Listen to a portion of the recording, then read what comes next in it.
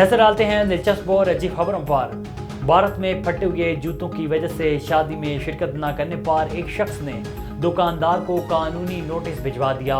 भारतीय media reports के मुताबिक ये अजीबोगरीब वाकया रियासत उत्तर प्रदेश के ज़िला फतेहपुर में पेश आया, जहां ग्याथर नामन त्रिपाठी नामी शहरी ने चंद रोज कबल एक दुकान से जूता खरीदा जो सिर्फ एक हफ्ते में ही फट गया।